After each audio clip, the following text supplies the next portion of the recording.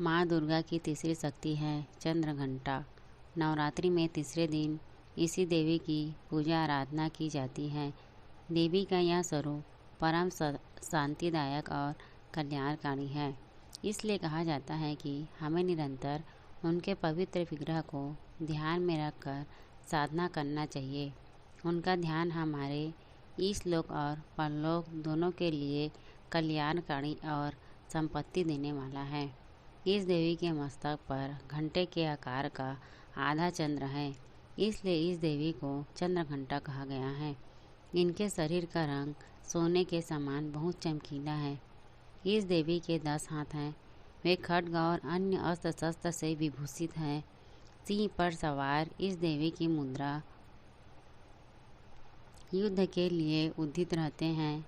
इनके घंटी के भयानक आवाज़ से अत्याचारी दानव, दैत्य और राक्षस कांपते रहते हैं। नवरात्रि में तीसरे दिन माँ चंद्रघंटा की पूजा की जाती है। चंद्रघंटा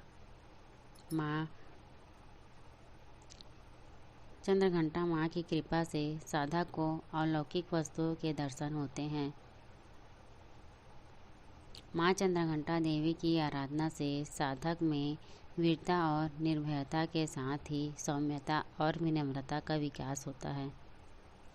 इसलिए हमें चाहिए कि मन, वचन और कर्म के साथ ही काया को विहित विधि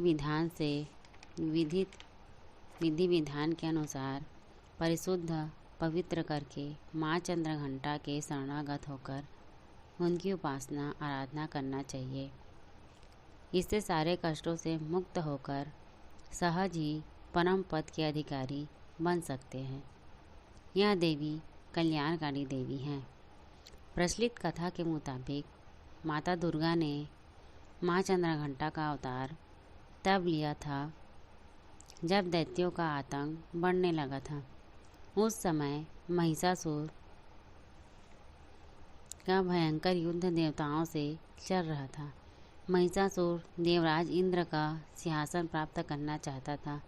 वह स्वर्गलोक पर राज करने की इच्छा पूरी करने के लिए यह युद्ध कर रहा था। जब देवताओं को उनकी इस इच्छा का पता चला तो वे परेशान हो गए और भगवान ब्रह्मा, विष्णु और महेश के सामने पहुँचे। ब्रह्मा, विष्णु और महेश ने देवताओं की बात सुनी। बात सुनकर क्रोध प्रकट किया और क्रोध आने पर उन तीनों के मुख से ऊर्जा निकली। उस ऊर्जा से एक देवी अवतरित हुई। उस देवी को भगवान शंकर ने अपना त्रिशूल, भगवान विष्णु ने अपना चक्र, इंद्र ने अपना घंटा, सूर्य ने अपना तेज और तलवार और सिंह प्रदान किया। इसके बाद माँ चंद्रघंटा ने महिषासुर का वध कर देवताओं की रक्षा की। जय माता दी।